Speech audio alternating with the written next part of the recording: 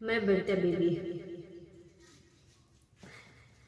आप लोगों को नमस्ते प्रणाम करती हूँ और महाशिवरात्रि की ढेर सारी शुभकामनाएं करती हूँ। आप लोगों के बीच एक बड़ी ही प्यारी और सुंदर गीत लेकर आई हूँ। फगुआ गीत है। गीत में कन्याएं शिव जी का व्रत करते हैं।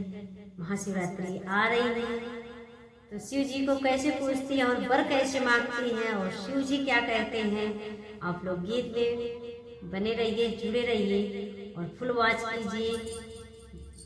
फिर बताइए गीत कैसी रही।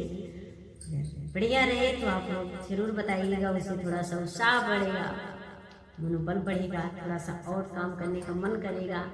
बस यही है आप लोगों से विनती कि आशीर्वाद देते रहिएगा। जुड़िएगा तो जुड़े रहिएगा, बने रहिएगा।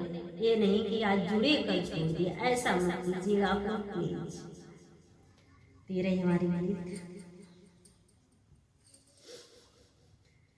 फागुन मास पड़े शिवरात्रि, फागुन मास पड़े शिवरात्रि, बालक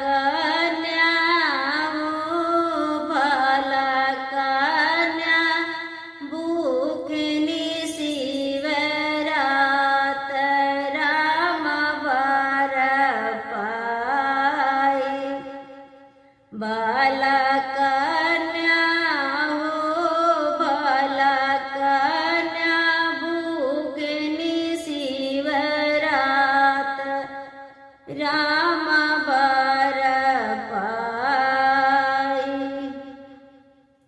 बन बना भटकी भटकी बेल खोज धतूर, बन बना भटकी भटकी बेल खोज धतूर, धई डलरिया में हो, धई डलरिया में शिवाला जानी, राम बर पाई, धई डलरिया में हो, धई डलरिया में शिवाला जानी, राम बर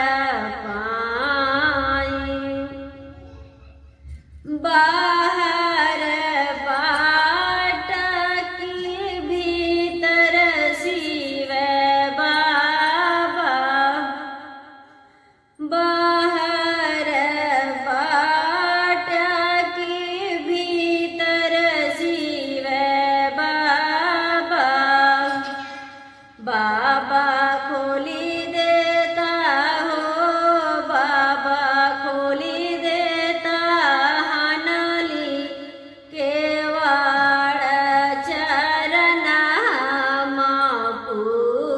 पूजित, बाबा छोड़ी देता हो, बाबा छोड़ी देता अपना आसान चरना पूजी।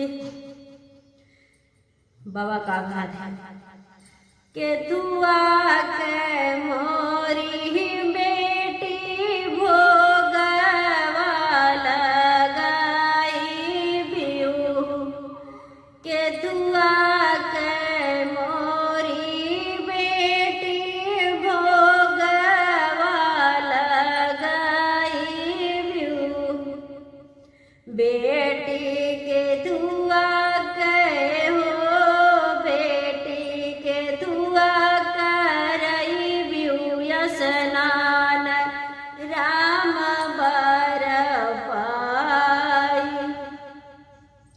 बेटी के धुआ के हो, बेटी के धुआ के करई बिऊ स्नान, राम बर पाई। बेटी गा रही है।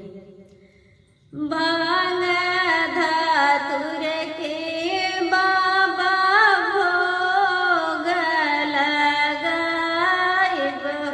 बाबा आपके भांग और धतूर से भोग लगाएंगे और दूध से स्नान कराएंगे। तो कैसे करेंगे?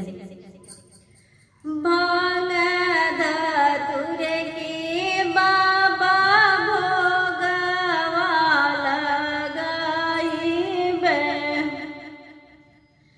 भांग धतुर के बाबा भोगवा लगाइब।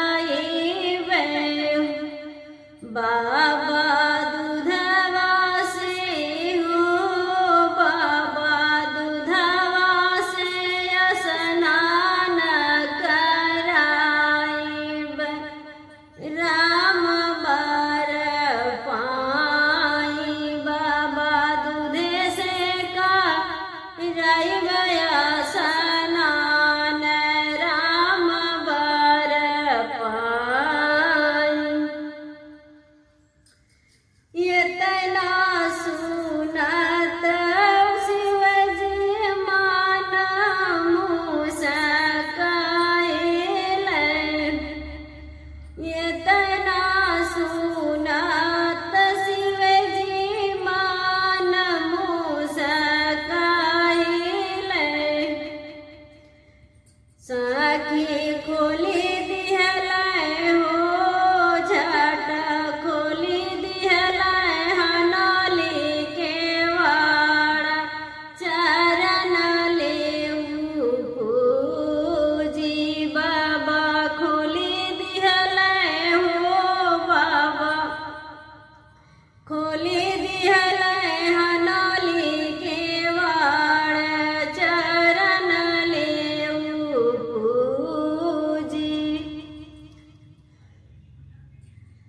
रहने के पावहु बेटी रांगी मालिया।